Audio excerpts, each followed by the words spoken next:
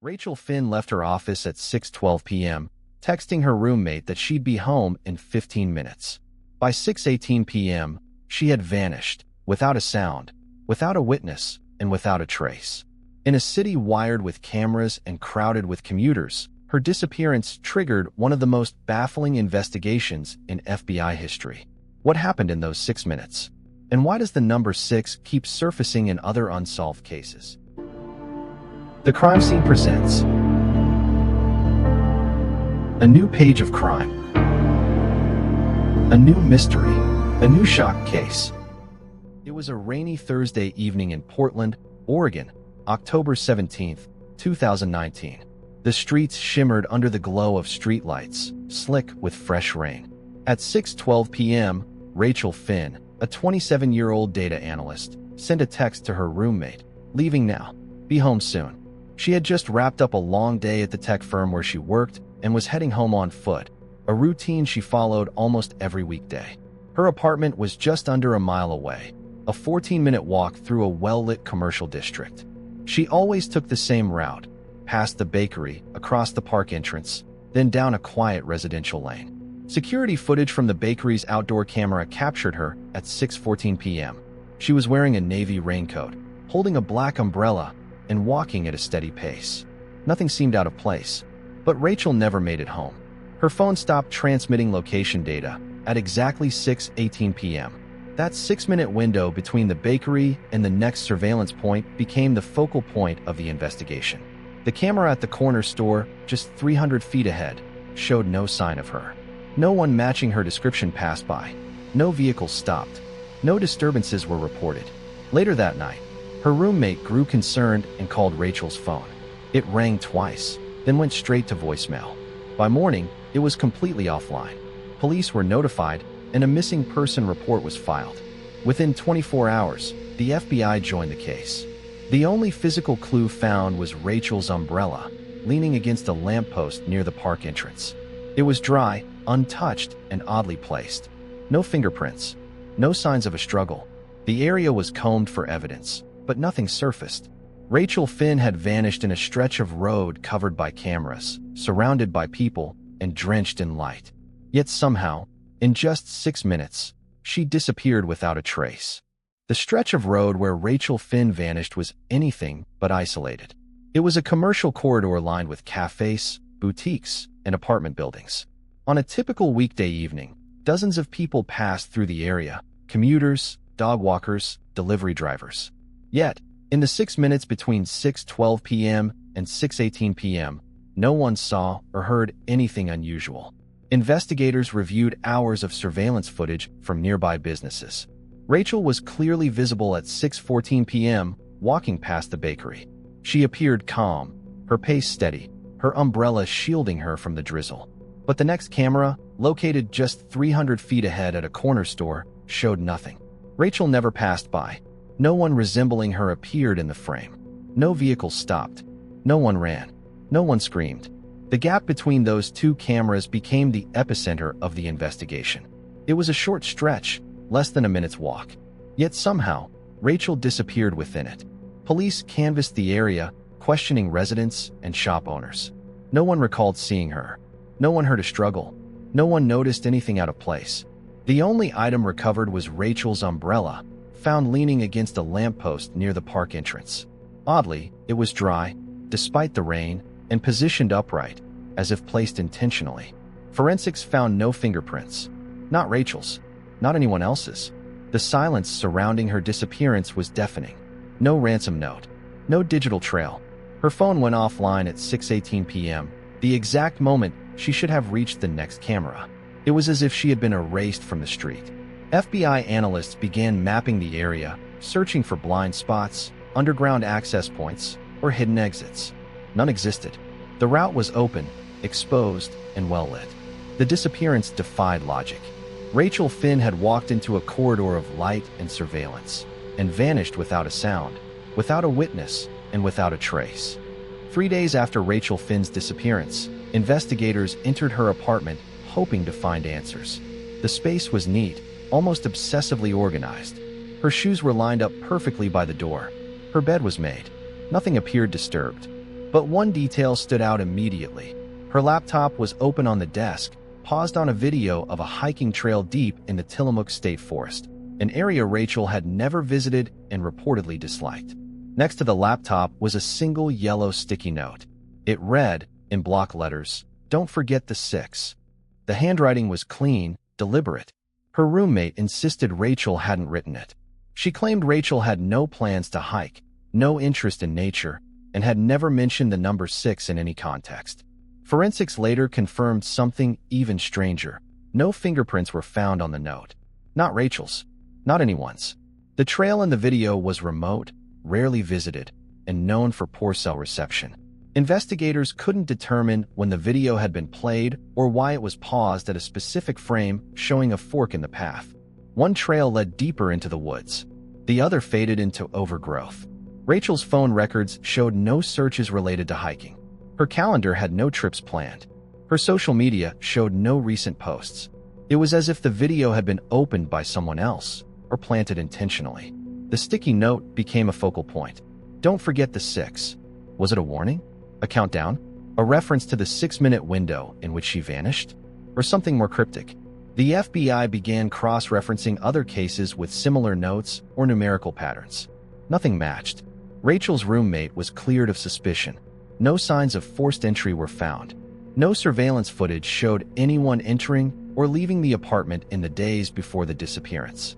The apartment, once a place of routine and safety, now felt staged, like a message had been left behind. But by whom? And why? 7 days after Rachel Finn's disappearance, a tip surfaced from an unexpected source, a city bus driver named Carl Jensen. He had been driving his usual route past the park entrance at 6:17 p.m. on the night Rachel vanished. What caught his attention wasn't Rachel, but a man standing motionless near the lamppost where her umbrella was later found. The man wore a red hoodie pulled tightly over his head, obscuring his face. He didn't move. He didn't look up. He just stood there, staring at the ground. Carl didn't think much of it at the time. But when news broke about Rachel's disappearance and the location of the umbrella, he realized the timing matched perfectly. Investigators reviewed traffic camera footage from the bus route. The man in the red hoodie was visible for just 3 seconds, still, silent, and alone. Then he was gone. No other cameras caught him entering or leaving the area. No witnesses recalled seeing him before or after. It was as if he had appeared and vanished in sync with Rachel. 3 days later, a burned red hoodie was discovered in a dumpster 5 blocks away. Forensics confirmed it was the same brand and size as the one seen in the footage. But the fire had destroyed any traceable evidence. No DNA, no fibers, no fingerprints. The dumpster was located behind a closed-down laundromat with no surveillance. The FBI released a public appeal for information, but no one came forward. No missing persons matched the man's description. No local stores reported recent purchases of that hoodie. It was a dead end. The man in the red hoodie became a ghost in the investigation, an eerie figure frozen in time, tied to the exact moment Rachel vanished. Was he a witness? A stalker? Or something far more sinister? His presence added a chilling layer to the mystery. Rachel disappeared in a 6-minute window, and in minute 5, the man in the red hoodie stood silently beside her last known trace. As the investigation into Rachel Finn's disappearance stalled, FBI analysts began revisiting cold cases across Oregon.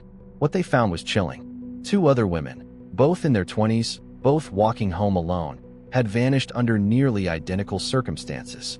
Each had disappeared within a 6-minute window. Each case had remained unsolved. The first was Emily Hart, a graduate student from Eugene. She vanished in 2016 while walking from the university library to her apartment. Her last known location was captured on a traffic camera at 9:42 p.m. Her phone went offline at 9:48 p.m. No witnesses, no evidence. Her backpack was later found on a bench near a closed trailhead. Inside was a torn notebook page with the words, "6 is the key." The second case was Nadia Reyes, a retail worker from Salem. In 2018, she left her shift at 7:06 p.m. and was last seen on a store camera at 7:08 p.m. Her phone disconnected at 7:14 p.m. Her purse was discovered days later in a storm drain. No fingerprints, no signs of foul play, no suspects. Until Rachel's case, these disappearances had never been linked. Different cities, different years, but the timing was identical. Each woman vanished in a 6-minute span. Each left behind a cryptic clue referencing the number 6. And each case lacked any physical evidence, motive, or digital trail. The FBI began to suspect a pattern, one that defied logic and conventional profiling. The victims had no known connections, no shared social circles, no common background. Yet the precision of the disappearances suggested planning, intent, control. Behavioral analysts proposed a chilling theory. The perpetrator might be selecting victims based on routine, exploiting predictable paths and timing. The 6-minute window wasn't random, it was engineered. Enough time to intercept, erase, and vanish. But not enough time for anyone to notice. Rachel's case wasn't isolated. It was part of something larger, something calculated. 6 months after Rachel Finn's disappearance, the case had grown cold. Leads had dried up. Public interest had faded. But then, in early spring, a hiker named Melanie Cross was walking her dog along a remote trail in Tillamook State Forest, an area rarely visited due to its dense terrain and poor cell reception. Her dog suddenly began barking and pulling toward a patch of leaves just off the main path. Buried beneath the foliage was a smartphone. It was scratched, weathered, and dead. But when investigators retrieved it, they confirmed it was Rachel Finn's. The discovery stunned the FBI. The trail matched the one paused on Rachel's laptop screen, the same frame showing a fork in the path. Yet Rachel had no known connection to the forest. She had never hiked. She had no car. And the trail was over 40 miles from where she vanished. No other belongings were found. No clothing. No bag. No signs of a camp or shelter. Just the phone, placed deliberately, almost ceremonially. Forensics revealed no fingerprints. No DNA. No trace of who had handled it. The battery had died months earlier, but its final GPS ping was logged at 6:18 p.m., the exact moment Rachel disappeared. The location was chilling. The trail was isolated, with no nearby roads or surveillance. It would have taken hours to reach on foot. Investigators considered whether Rachel had been taken there, or if someone had planted the phone to mislead the investigation. Either possibility was disturbing. The forest itself became a symbol of the case's growing darkness. A place untouched by time, where something or someone had left a trace without leaving a trail. The paused video, the sticky note, and now the phone, all pointed to the same location. But no one could explain how or why. Rachel's phone had spoken one last time. And then, silence. Rachel Finn's disappearance remains one of the most confounding cases in recent FBI history. Despite months of investigation, dozens of interviews, and forensic sweeps across multiple locations, no body was found. No ransom demand was ever made. No digital trace reappeared. Her name now sits among a growing list of individuals who vanished within a precise 6-minute window, without explanation, without closure. The sticky note in her apartment, the paused forest trail video, the dry umbrella, the man in the red hoodie, and the burned clothing. All fragments of a puzzle that refuses to come together. Each clue feels intentional, yet none lead anywhere. The forest discovery only deepened the mystery, suggesting someone wanted the phone to be found, but not Rachel. The FBI has classified the case as active but stagnant.